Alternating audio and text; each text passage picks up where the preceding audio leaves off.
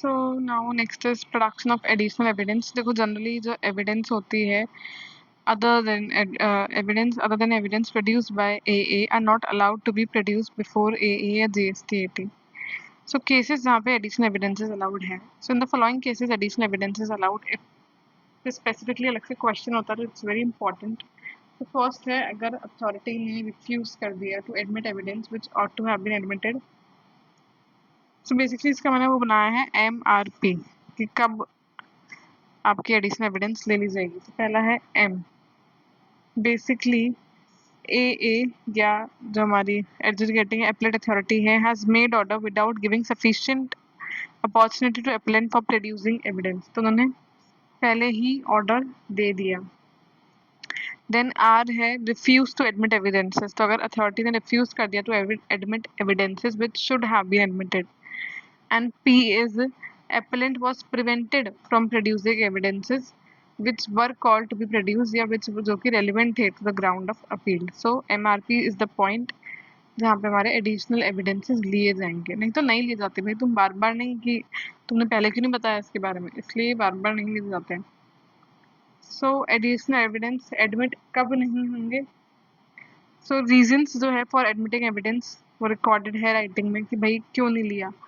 तो AA ने बताया भाई AT को कि भाई ये सब रीजन है इसलिए हमने नहीं लिया। दूसरा है opportunity is allowed to examine such evidence या क्रॉस एग्जामिन विटनेस या to produce evidence in rebuttal of additional evidences admitted. So basically question bank में देखना क्वेश्चन नंबर 17 कि कब कब अलाउड एडमिट नहीं होगा बेसिकली एडिशनल एविडेंसेस।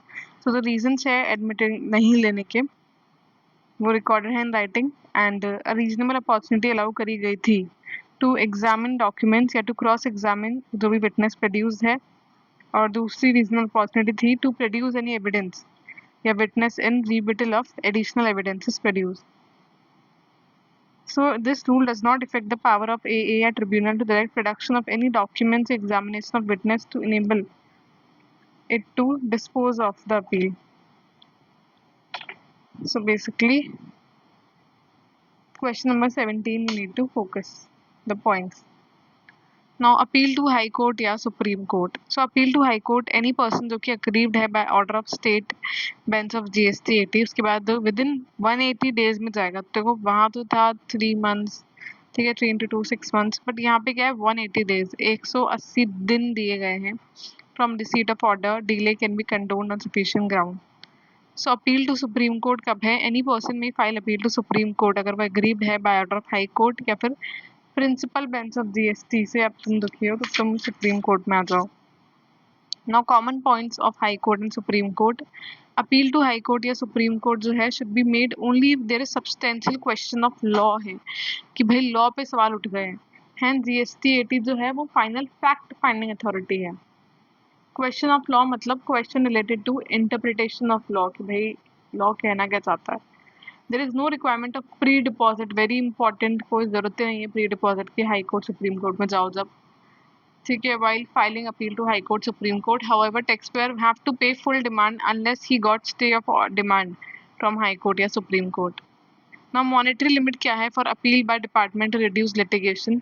तो CBIC जो है वो फिक्स कर सकता है monetary limit to regulate the appeal by department to reduce litigation, जो कि मैटर्स स्मॉल मैटर्स है उनके लिए लिमिट कर सकता है। Non filing of appeal due to such limit जो है shall not stop department to file appeal in any order involving same या similar case. No person can condemn department को कि डिपार्टमेंट ने एग्री कर लिया with the decision by not filing the appeal. तो भाई ऐसा नहीं कि तुम्हारे अगेंस्ट हम अपील नहीं कर रहे तो हम तुमसे एग्री कर रहे हैं।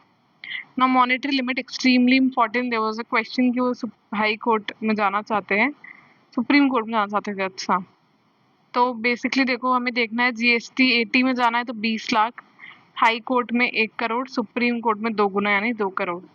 सो अगर 1 करोड़ का आइटम है तो तुम जाओ भाई मॉनेटरी लिमिट, अगर 1 करोड़ का मैटर है for the purpose of regulating the filing of appeal या applications by officers of central tax, हमने ये लिमिट लगाई है। सो मॉनेटरी लिमिट जो है अमाउंट इन्वॉल्व है वो 1 करोड़ का होगा तो हाई कोर्ट में जाओगे 1 करोड़ से ऊपर का, और सुप्रीम कोर्ट में जाने के लिए 2 crore. Department can appeal on matters involving amount exceeding above limit, amount to be considered for applying above monetary limit. So dispute है पर्टेन टू टैक्स से रिलेटेड है, विद और विदाउट इंटरेस्ट या पेनल्टी।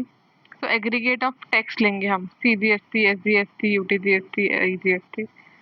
देन डिस्प्यूट है related to demand of interest, penalty, late fees. अगर tax नहीं है तब, अगर टैक्स है तब तो तुम टैक्स देखोगे पहले, तब हम बाकी चीजें देखेंगे। एंड डिस्प्यूट है अगर इनऑर्डरलेस रिफंड से रिलेटेड, तो उस रिफंड के अमाउंट से रिलेटेड।